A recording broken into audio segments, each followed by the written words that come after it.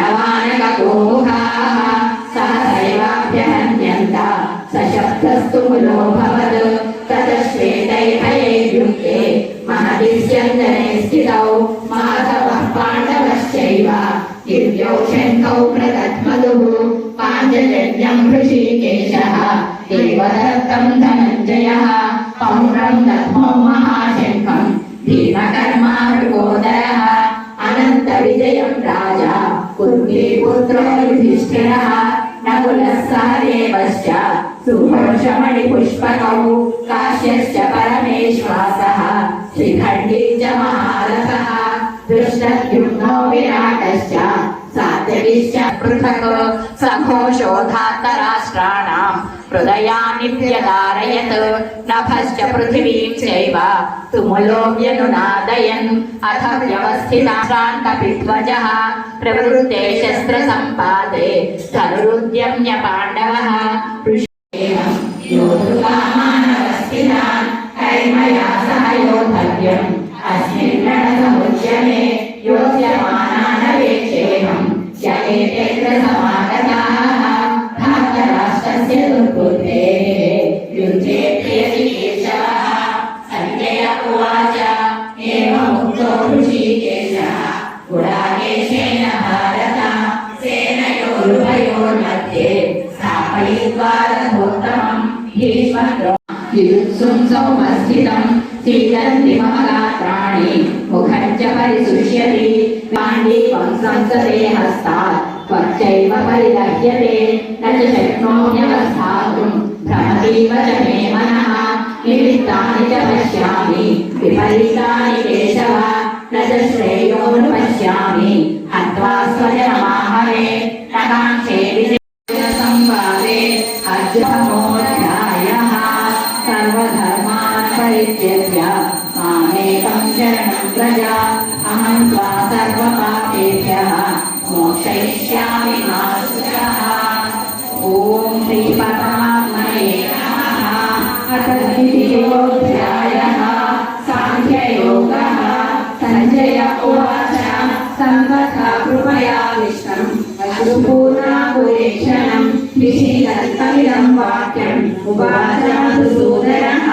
कथं भीष्ममहं शङ्के द्रोणं च मधुसूदन शिशुभिः प्रतियोत्स्यामि पूजार्हवसूदन गुरून् हत्वा हि महानुभावान् श्रेयो भोक्तुं पश्यमपि न लोके अद्वातकामांस्तु गुरूनिहैव बुद्धीय भोगान् रुद्रप्रसिद्धान् न श्रेयोर्विमः कतर्नो गरीयः अससे गतासुरगतासूंश नानुशोचन्ति पण्डिताः न त्वेवाहं जातुनासं न त्वं नेमे जनाधिपाः न चैनं जरा तथा देहान्तरप्राप्तिः धीरसक्रणमुह्यते मात्रा स्पर्शास्तु कौन्तेय शीतोष्णसुखदुःखदाः आगमापायिनो नित्याः तांसि विश्वस्व भारत यं हि न व्यथयन्त्येते पुरुषं पुरुषर्षभ समदु वीतरागभयक्रोधः स्थिरवीर्यवीक्षते यस्सर्वत्रैषवाक्यामिश्रेणेव वाक्येन बुद्धिमोहयसीव मे तदेकं वद निश्चित्य श्रेयोऽहमाप्नुयाम्। श्रीभगवानुवाच लोकेऽस्मिन् द्विविधा निष्ठा पुरा प्रोक्ता मया नघ ज्ञानयोगेन साङ्ख्यानां कर्मयोगेन योगिनां नयो पुरुषोऽश्नुते न च संयसनादेव सिद्धिं समधि गच्छति न हि कश्चित् क्षणमपि जातुतिष्ठस्य कर्मकृत् कार्यते ह्यवशः कर्म। ప్రతి పిల్లవాడు కూడా బాల బాలికలందరూ కూడా అత్యద్భుతంగా భగవద్గీతను నేర్చుకుంటున్నారు. మనకి 3 మతాలు ఉన్నాయి. మతాలు గారు వేరే వాటికి అడగండి. 3 సిద్ధాంతాలు ఉన్నాయి మనకి. ఒకటి శంకర భగవత్పాదులు అందించినటువంటి అద్వైత సిద్ధాంతం. 2 రామానుజాచార్యులు అందించినటువంటి విశిష్టాద్వైత సిద్ధాంతం. 3 మధ్వాచార్యులు అందించినటువంటి ద్వైత సిద్ధాంతం. ఈ సిద్ధాంతములు ఏకకంఠంగా ఒప్పుకున్నటువంటి గ్రంథం భగవద్గీత. సిద్ధాంతం స్థాపించాలి అంటే మూడు విషయాలందు ఆ సిద్ధాంత ప్రతిపాదకుడికి అవగాహన ఉండాలి.